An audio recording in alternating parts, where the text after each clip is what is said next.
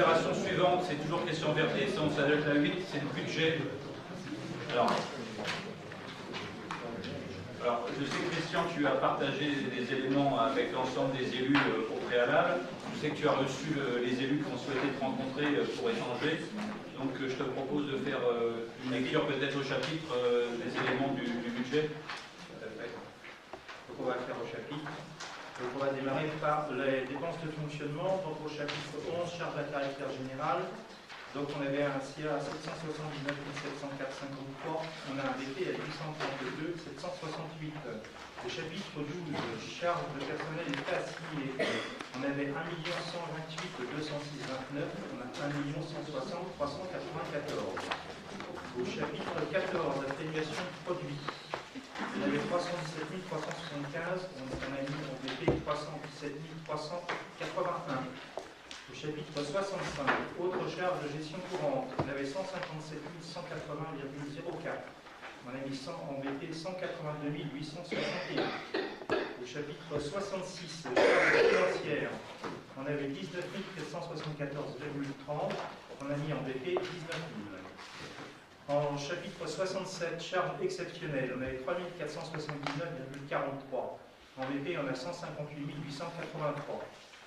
Et en dépenses imprévues, on a mis 20 qu'on avait mis 20 000 en BP et en reste à réaliser, on a mis 100 000. Ce qui fait un total de dépenses réelles de 2 405 425,59 en 2017 et un BP à 2 771 287. Virement en 023, virement à la section d'investissement, donc pour 1 197 235,95. Au chapitre 42, ordre. Opération d'ordre de transfert entre sections, on a 7 924,80. L'année dernière, on avait 5 029 564,37. Ce qui fait un total des dépenses nettes. L'année dernière, à 7 434 989,96. On a 4 776 444,75. Pour ce qui est des recettes de fonctionnement, au chapitre 13, atténuation de charges. Donc, on avait un CA 63 040, on a 43 345. En 70, produits de services du domaine des ventes et diverses, on avait 219 169,50, on a 193 335. Chapitre 73, impôts et taxes, on avait 2 059 225,92, on a 1 944 501. Au chapitre 74, dotation subvention particulière, on avait inscrit 406 932,80, on a inscrit au BP 338 422,14. Chapitre 75, autres produits de gestion courante, on avait inscrit 45 059,37, au BP on a inscrit 26 377. Chapitre 76, produits financiers, on avait 3,10 €, on a mis 3 €. Et en 77 produits exceptionnels, on a donc 4 567 858,33, on a 238 000 €. Ce qui fait un total des recettes réelles. Pour un CA à 7 361 289,33, un BP à 2 783 983,14. On n'a pas d'opération de transfert entre sections. On a un total des dépenses, des recettes nettes de 7 835 421,25 en CA et un BP à 2 783 983,14. On a en 0,2 un excédent de fonctionnement reporté, donc qui l'année dernière était de 1 616 561,56. On a mis en BP 1 992 461,61. Ce qui fait un total de recettes de fonctionnement pour un CA 2017 à 9 451 982,81, un BP à 4 776 444,75. Pour ce qui est des dépenses d'investissement, au chapitre 20, immobilisation incorporelle. Donc on avait un reste à réaliser de 192, donc en 2017, on a inscrit cette année 25 386,80. Chapitre 21, on avait un reste à réaliser de 52 660,22, on a inscrit au BP 538 920,22. Au chapitre 23, immobilisation en cours, on avait un reste à réaliser de 927 232,98. On inscrit 1 660 232,98. Au chapitre 16, emprunt, donc on avait 36 000 l'année dernière, on inscrit 37 100 cette année. et en dépenses imprévues, 50 000 € en 0,20, ce qui fait un total de dépenses réelles pour, avec les restes à réaliser de 1 331 554,80, un BP à 2 311 640. La même chose pour les dépenses nettes. Ce qui fait un total des dépenses d'investissement de 2 311 640 en recettes d'investissement. Chapitre 13, subventions d'investissement. On avait un reste à réaliser de 144 000 que l'on a revendu à BP, 144 000. En chapitre 27, autre immobilisation financière, on a 1335,17. Au chapitre 10, dotation fonds diverses, on avait 30 000 de reste à réaliser, on a inscrit 49 ce qui fait un total des dépenses des recettes réelles. On avait un reste à réaliser de 31 335,17, on a inscrit 194 934,17. Au 021, on a un virement de la section de fonctionnement. On trouve 1 997 232,95. En 040, opération d'ordre de transfert entre sections, on a inscrit 7 924,80, ce qui fait un total des recettes d'ordre de 2 005 157,75. Un total des recettes nettes pour 2 200 091,92. Donc un excédent d'investissement reporté pour 3 551 429,70, ce qui nous fait un total de 5 751 521,62. Des questions?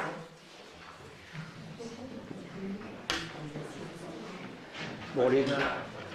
On a débattu, on a suivi ligne par ligne. Je pense que c'était spécifique pour ceux qui avaient posé des questions. Enfin, moi, simplement, je voudrais dire que par rapport à la réunion de travail qu'on a eu cette feuille-là, il aurait été plus intéressant d'avoir le détail de ce qu'on a là, parce qu'on aurait pu un peu discuter un peu plus qu'à partir de ça. Sauf M. Corp, quand on a fait la réunion de travail, tous les chiffres n'étaient pas arrêtés. Oui, mais on avait que avec ça. celle-là, mais celle-là, elle a changé par rapport à celle-là. Ah oui, comme tous les chiffres n'étaient pas arrêtés, je ne peux pas vous donner les chiffres qui étaient faux. Oui, je sais, mais Donc, il aurait fallu. Il vaut mieux travailler à partir de ça en réunion de travail, et puis après la présentation. Oui, mais à partir de ça, les chiffres n'étaient pas arrêtés. Ils auraient changé les chiffres. Oui. Donc de toute façon, ils auraient été faux. En tout cas, les délais d'envoi des documents, M. Corps, ont été respectés puisqu'ils étaient en envoi. Oui, vous avez même proposé de rencontrer M. Vernet pour éventuellement, comme l'a fait M. Gallot d'ailleurs. Non, mais on ne va pas prendre de rendez-vous. Si tout le monde prend un rendez-vous, il ne va pas s'en sortir. J'entends également les arguments, oui.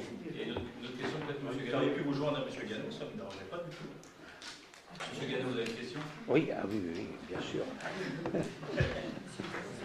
Je trouve, enfin je l'ai signalé à Christian, que les documents sur table sont restreints au maximum. Il m'a promis de me donner ce qui manquait dans les semaines qui viennent, donc je ne vais pas m'étaler là-dessus. Vous évoquez l'étude, je reviens à ce que M. Corr a dit, vous évoquez l'étude des propositions de budget lors des réunions de travail en équipe. En fait, il s'agissait juste d'une projection de quelques minutes donnant les têtes de chapitre, recettes, dépenses pour l'investissement et de fonctionnement. On vient d'en parler. Aujourd'hui, nous avons un peu plus de détails. Je répondrai donc, comme M. l'adjoint aux finances, uniquement sur les grandes lignes de ce budget, car non seulement il est très difficile d'obtenir de votre part les documents dans le détail, mais vous nous laissez bien peu de temps pour les étudier.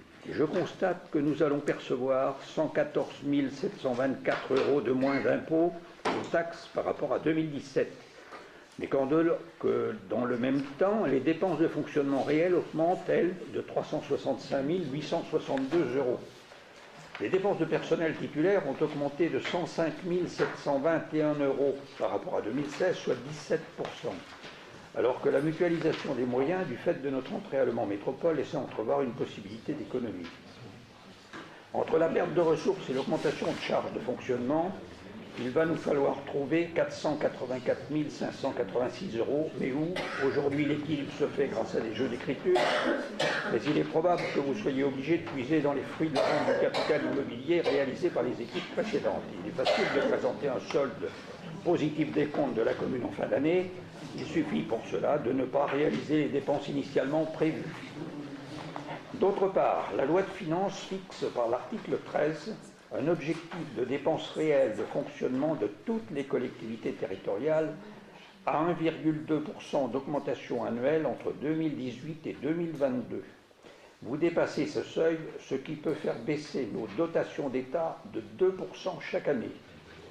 Rien que pour 2018, vous prévoyez une augmentation des dépenses de fonctionnement de plus de 15% par rapport à 2017, soit 12 fois plus que le montant maximum autorisé par la loi. Vous comprendrez, monsieur le maire, que nous ne puissions voter un budget défiant à ce point les recommandations de l'État. Merci, monsieur Gano. Y a-t-il d'autres questions ou remarques par rapport à la proposition de ce soir? Juste pour répondre un petit peu, Christian, oui. je crois à confirmer qu'on n'est pas concerné par ces dernières lois, vu qu'on est des petites communes. Si, ça passe, c'est bon. Mais il va falloir négocier avec. Non, mais il va falloir négocier avec le préfet chaque année. Voilà. Mais avec des justificatifs. On pourra en parler. On n'a pas les mêmes éléments là-dessus. Non, mais là j'ai eu des éléments tout frais il n'y a pas longtemps. On va les transmettre avec un délai suffisant. Mais il n'y a pas de problème, on se rencontre de temps en temps. Ok, et en même temps, c'est... Je ne sors pas évidemment, c'est un budget, hein, comme vous l'avez signalé, comme tu l'as signalé. On n'est pas forcé de tout dépenser, bien évidemment. C'est ce que j'ai dit tout de suite, ça nous fera les restes en fin d'année. C'est ce qu'on fait tous les ans, parce que tous les ans, on dégage des excédents,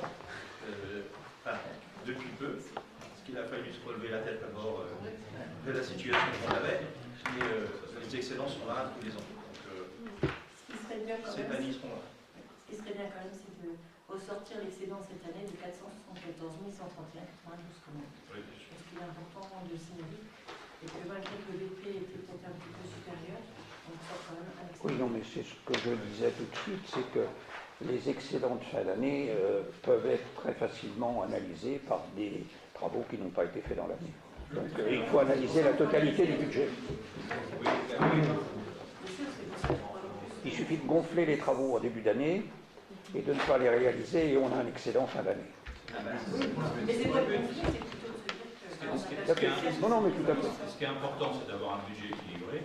Ce qui est important, c'est d'avoir la possibilité de fonctionner. Et bien entendu, à la fin de l'année, on remesurera ensemble début d'année prochaine l'excédent qui sera éventuellement dégagé de nos travaux. Et on espérera qu'il soit à peu près dans le même ordre que ce qu'on peut réaliser dernièrement, de façon à rester dans les efforts financiers qu'on fait depuis quelques temps et qui permettent, comme on l'a fait à la délibération supérieure, de ne pas voter d'augmentation de taux et de continuer à travailler sur des économies, continuer à faire attention à l'ensemble des comptes. Et je pense que je regarde l'ensemble des adjointes et adjoints et je sais qu'au quotidien, on est dans cette philosophie-là et je pense que les premiers résultats et les premiers budgets de ce mandat le démontrent, M. Gano. Donc, on peut rassurer par rapport à la volonté de gestion de l'équipe municipale. Mais je suis rassuré pour tout. Il n'y a que les chiffres à la fin de l'année qui m'intéressent. Parfait. Est-ce qu'il y a d'autres questions sur ce budget? Juste une petite précision encore. Oui, merci. Oui, pour ce qui est des charges de frais de personnel, il ne faut pas oublier qu'on a été obligé de mettre en place le RIFSEC, qui rend quand même 30 000 € dans les dépenses de charges de personnel. En place. Le RIFSEC. Oui, mais c'est 30 000 € seulement. Oui, puis je ne sais pas s'il va vivre longtemps. Voilà, dans les actualités, il risque d'être aussi en cause. Dieu seul le sait. Donc, on risque d'avoir une nouvelle loi qui nous impacte là-dessus également. Je vous propose de passer au vote. C'est pour ça que je dis. Deux petites questions. Alors, là, si on rentre dans les détails, par exemple, je vois dans Fête de la musique, le compte 6232, donc pour 2018, il n'y a rien, zéro. Donc il n'y aura plus de Fête de la musique. Fête de la musique, c'est une année sur deux. On le fait depuis le début du mandat, pratiquement une année sur deux. Donc, Une année on fait le 14 juillet, une année on fait la Fête de la musique. Comme le 14 juillet. Depuis 2014. Autre chose, une autre remarque, dans le compte 6156, installation d'éclairage, terrain de sport, il a été mis 2310, je crois qu'on va les refaire et c'est prévu. Mais le restant, ça passe en investissement. Là, c'est du fonctionnement. Vous mélangez le fonctionnement et l'investissement. Prenez des cours avec M. Gano, vous allez voir tout à l'heure.